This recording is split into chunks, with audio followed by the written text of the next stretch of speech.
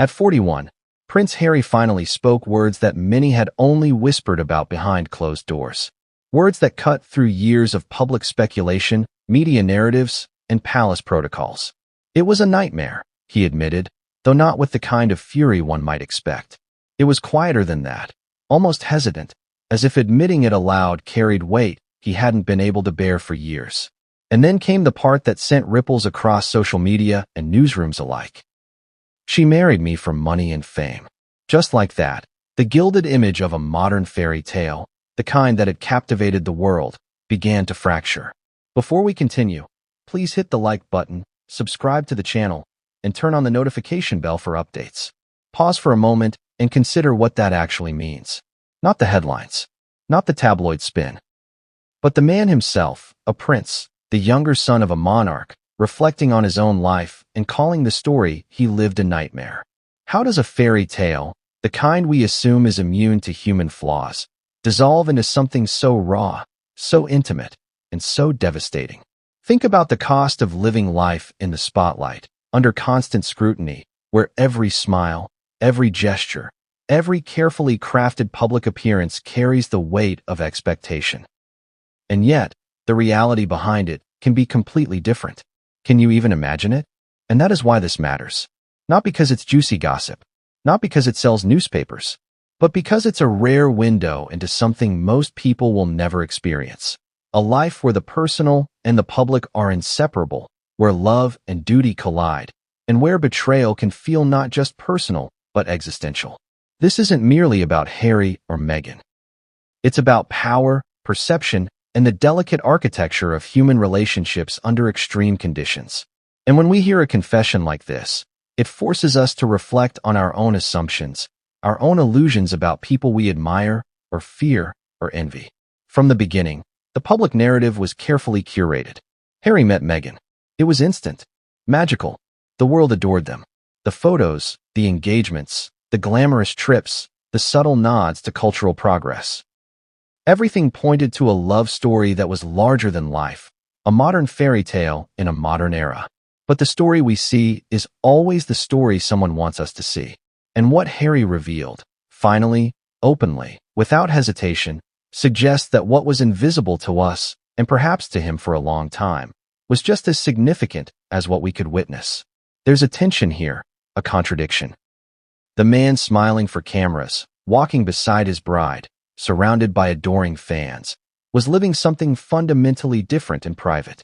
And isn't that what makes this story so compelling? The very things we think we know are often the least true. But let's pause on that for a moment. Money, fame, two words that in the hands of the public feel shallow, almost transactional, but in reality, they are far more complex. Because what does it mean to marry for money? Is it simple greed? Or is it survival, strategy, opportunity? And fame? Fame carries a power that is intoxicating, yes, but also corrosive. It promises adoration while exacting a toll on privacy, intimacy, and trust. When Harry said she married him for money and fame, he wasn't just pointing fingers. He was signaling an entire ecosystem that shaped their relationship, a system that most of us only observe from the outside, never fully understanding the forces at play. And that, in turn, forces the question: can love endure when the pressures of wealth and notoriety are always present? Or do they inevitably distort it? We can speculate, of course. Many have. From the moment Meghan Markle entered the royal orbit, analysts, journalists, and commentators attempted to parse her every move. Every smile, every handshake, every glance was scrutinized. Social media erupted at the smallest misstep. Every supposed slight or display of discord was magnified, often exaggerated. And yet, all of that, every tweet, every opinion piece, was just noise. Noise overlaying a far more complex, human story. Harry's admission doesn't just challenge the fairy tale.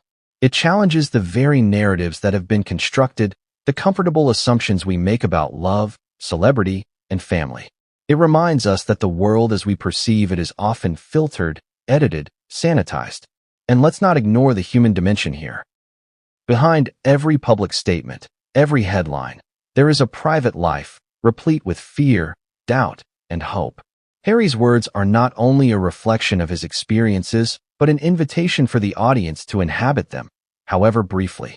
Imagine waking up every day knowing that the person beside you, the person who promised partnership, may have been navigating their own motivations, complex, perhaps self-interested, perhaps strategic. It's a thought that chills. And yet, we are drawn to it because it is real, it is raw, and it speaks to something universal, the delicate and often painful reality of human relationships. But there is more to the story than mere betrayal. There is a pattern of subtle, almost imperceptible pressure, a series of small cracks that grow over time into a fracture. The kind of fracture that isn't noticed until it is too late. Harry didn't recognize it immediately. Who would? When life unfolds under public scrutiny, the ordinary markers of a healthy or unhealthy relationship become distorted, invisible, or delayed. The smiles, the public declarations, the appearances of unity, all of these serve as camouflage. And then, one day, the reality pierces through. One moment of clarity, one admission, one confession, and suddenly everything is reframed. Consider this. The fairy tale, the narrative of glamour and love, isn't just consumed by the public. It also shapes the participants. People start to live the story they are told, performing it, reinforcing it, until it becomes difficult to disentangle performance from reality. Harry and Meghan were no exception. From the outside, it looked enviable, aspirational. But inside, the pressures were real, constant, and psychologically taxing. Every choice carried weight. Every misstep was amplified. And while the world debated the image, Harry wrestled with the private truth, a truth that took decades to articulate. And that truth, finally spoken aloud, reframes everything we thought we understood. And yet, what makes Harry's revelation so gripping is the tension between timing and consequence. Why now? Why at 41? Why after years of silence? In the world of public figures, timing is never accidental. There is strategy, there is courage, and there is a reckoning. When a statement of this magnitude is released, it is never just a moment. It ripples outward, affecting perceptions, relationships, and reputations. It's impossible not to pause and ask, what catalyzed this confession? What had to happen for the prince, son of a monarch, to finally speak the words we have been waiting to hear? And perhaps most importantly, what has this revelation cost him, and what will it cost everyone connected to this story? We should also acknowledge the emotional undertone. Harry's tone, in interviews and in writing, is neither hysterical nor vindictive. It's measured, reflective, almost haunted. There is pain, yes, but it is subdued, contained, like a storm barely restrained. That restraint makes the confession more powerful. It is not anger that resonates. It is clarity. It is the quiet acknowledgement of a life that went off course, of a reality that could not be ignored. And as an audience, we are compelled not by spectacle, but by the raw authenticity of human experience. It is a subtle, yet profound, form of drama. Now, as we move into this story, there are questions we must carry with us. What happens when love is entangled with power? How do personal ambitions, public scrutiny, and private vulnerabilities collide? And most importantly, how do those collisions define the people at the center of them, for better or worse? Harry's admission is not just a statement about Meghan Markle. It is a window into a world few of us can imagine, a world where the stakes are enormous and the consequences intimate. And it is here, at this intersection of public perception and private reality, that the narrative truly begins. When the world first saw Prince Harry with Meghan Markle, the reaction was almost instantaneous: fascination, admiration, curiosity. Headlines sang of a modern romance, a cross-cultural love story unfolding under the unyielding gaze of the global media. They were young, charismatic, and seemingly destined to embody a new kind of fairy tale. And yet, as with most stories that feel too perfect to be true, the perfection was only skin deep. Beneath the surface, cracks had begun forming long before the cameras caught the first official engagement photos. The courtship itself seemed effortless. Public appearances exuded warmth. Their smiles mirrored one another. Laughter was exchanged in moments captured for public consumption. And yet, those who looked closer began to notice subtle signs. Not scandal, not overt conflict, just inconsistencies. A glance held a second too long, a pause too calculated, a movement slightly off the rhythm of genuine intimacy. People whispered, the press speculated, but the images, carefully curated, always reassured the world that love, pure and idealized, was the operative force.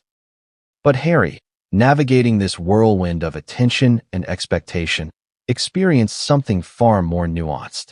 Love existed, perhaps, but so did pressure, confusion, misalignment of expectations.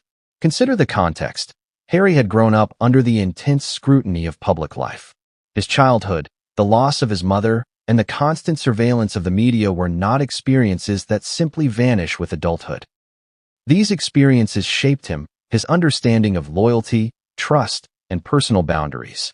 To enter a new relationship at that stage, especially with someone navigating her own fame, career, and ambitions, was to enter a delicate balance. A balance that required extraordinary patience, mutual understanding, and resilience. Yet, from the outset, there were signs that this balance would be challenged in ways even Harry could not predict. In public, Meghan projected poise, confidence, and charm.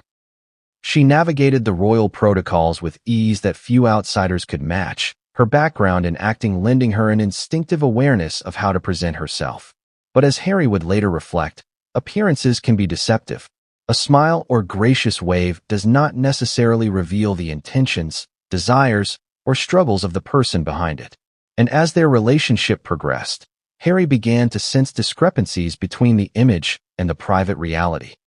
A subtle tension, a quiet unease, that grew steadily into something heavier. The media, too, played a role, though not in the ways one might expect. Coverage was relentless, oscillating between praise and critique, admiration and skepticism. Every gesture, outfit, or public interaction was dissected, every nuance debated, every rumor amplified. For Harry, the world became a constant mirror, reflecting both adoration and criticism, a mirror that left little room for private mistakes, private struggles, or private growth. The pressure to maintain appearances added weight to what might have otherwise been ordinary relational tensions. And in that context, even small disagreements could feel magnified, significant beyond their true scale. By the time engagement was announced, the world had consumed months of carefully documented interactions. Royal watchers dissected every interview, analyzed body language, and compared these new dynamics with historical precedents. Meghan was portrayed as elegant, modern, and assertive, a welcome addition to a centuries-old institution in need of contemporary relevance. Harry, for his part, was depicted as smitten, protective, and modern-minded, breaking away from traditional molds to embrace love openly, even amid public scrutiny. Yet, even amidst the applause, even amidst the admiration, the seeds of future conflict were already sown. It wasn't one dramatic incident that signaled trouble. Rather, it was a pattern of subtle inconsistencies and small fissures, moments that seemed trivial at the time. A delayed response, a hushed disagreement, a private frustration began accumulating. Harry, accustomed to the complexities of life under a microscope, initially brushed these off, attributing them to normal relational friction. But over time, the pattern became undeniable. The relationship, he would later admit, required compromises that felt increasingly asymmetrical. One partner adjusting constantly, the other navigating their own path, sometimes with apparent disregard for the intimate reality of the relationship. And then there was the matter of external influence. Family, advisors, and friends inevitably intersected with their private lives. With someone as public as Harry, no relationship exists in isolation. Each decision, each action, was informed not just by personal preference, but by perceptions of loyalty, reputation, and expectation. To navigate this successfully required extraordinary communication, transparency, and mutual trust, qualities that, by Harry's account, were often tested, strained, and sometimes absent altogether. The fairy tale, for the outside observer, remained intact. But for Harry, and eventually for those closest to the couple, the story began to diverge from what the public expected. Early disagreements, small as they seemed, revealed deeper incompatibilities. Differences in priorities, communication styles, and life vision began to surface. The pressures of public life, intense media scrutiny, constant social commentary, and the weight of expectation acted not as a backdrop, but as an accelerant, magnifying tensions and amplifying minor disputes into emotional landmines. By the time the wedding occurred, the pattern was established. Publicly, the event was flawless, a perfect blend of tradition, style, and spectacle. But privately, the dynamics were already fraught. Harry's reflections indicate a sense of growing unease, a quiet realization that the version of reality presented to the world was not the full picture. And in that quiet dissonance lay the seeds of the nightmare he would later describe. The story, however, does not simply dwell on tension or conflict. It is also about perception, expectation, and the delicate interplay between public image and private truth. For the world, Meghan and Harry embodied a narrative of modernity and romance. For Harry, the experience was more complex, love intertwined with anxiety, admiration shadowed by suspicion, and hope tempered by caution. Every public smile, every shared glance, was layered with unspoken questions and subtle doubts. And as we explore this narrative further, it becomes clear that the fairy tale that appeared so magical was always, in some ways, a performance. A carefully orchestrated story that both concealed and revealed the truths beneath. And yet, even in the early days, Harry remained committed, hopeful, and protective. That makes the later revelations all the more poignant. Love was present, yes, but so too were pressures, manipulations, and competing ambitions. And that tension, between devotion and disillusionment, between public adoration and private struggle, forms the spine of the story we are about to unfold.